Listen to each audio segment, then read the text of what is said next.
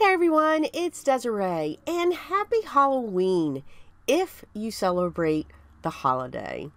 This is one of my favorite holidays. So, I am here for Birch Press Designs and a design team project.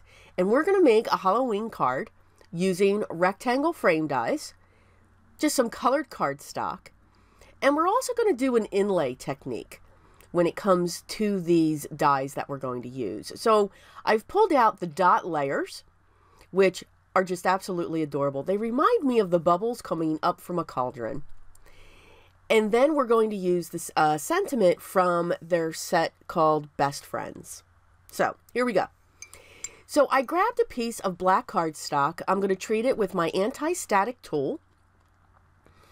And I'm going to stamp this.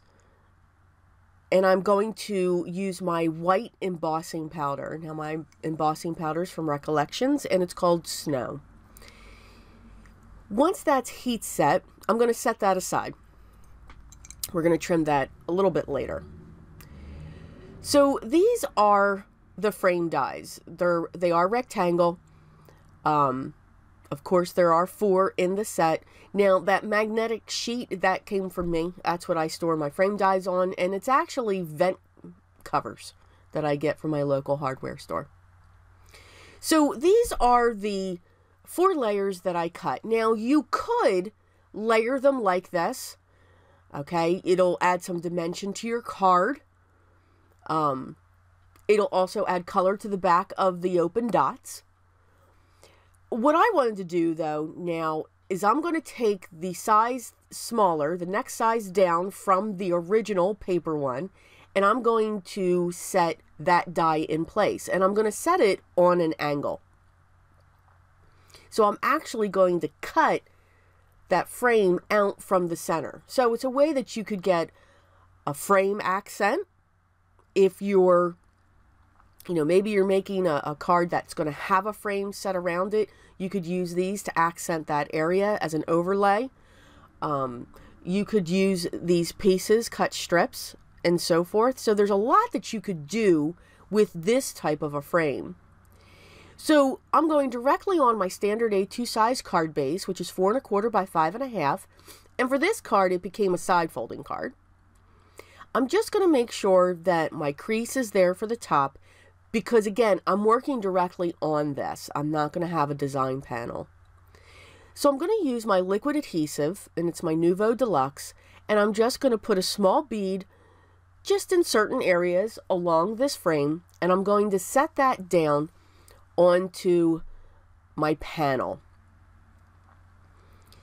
Now, I want to make sure that it's adhered. So this is not going to cover the entire base of the panel. And the reason why I chose a die inlay type technique is because I didn't want to have bulk. I wanted it to be flat because I knew the center panel, that one was going to be raised, if that made sense. I didn't want to make it too high because then I couldn't fit it in the envelope. So here the next color is going to go in. So the first one is, it's actually a lime green, then the purple. And you can see I have it offset in there. It's kind of on an angle. I don't know. It's sometimes difficult to see, but as they get in there, it kind of looks that way. Now, I made them go back and forth when it came to the angle. You could make them go all the way, so it makes it look like the rectangle's turning in a way. So now I've set my orange in place, and I'm going to prop the black, the center one, up with some double-sided foam tape. So I'm just going to put a couple pieces down there, and we're going to get that propped. The sentiment will be trimmed down to that size, and then just simply placed on top. I could have changed around the colors, but I really wanted the center to be black. But the sentiment, it wasn't going to fit in there. So I wanted that just to be separate. I didn't want to stamp and emboss directly onto that panel. So I'm going to set that on the angle as well, going in the opposite way. So it's a simple birthday card, but it's in Halloween color. So if you know somebody that's got a birthday for Halloween, here you go. Now, I pulled out my acrylic pens. Yeah, that was a bad idea. And that's okay. I wanted to try it. Figured bright colors, orange and purple. It didn't work. So I dug into my Nuvo drops, as always, and I pulled out my ripened pumpkin, my apple green, and my crushed grape. Those are my 3 go-to Nuvo drops for Halloween projects. It never fails. Those are the 3 that I go for. I don't deviate in any way, shape, or form. Maybe some yellow, but very rarely. So I'm just putting bubbles coming up. They're large on the bottom, smaller on the top, to make it look like there's a cauldron back there. So I hope you enjoyed this project, and I'm glad that you joined me today. I hope you have a great time this evening with your family if you do celebrate and walking around and seeing all the fun costumes. I enjoy watching the children and the fun that they have, that they get to be somebody else and play through them.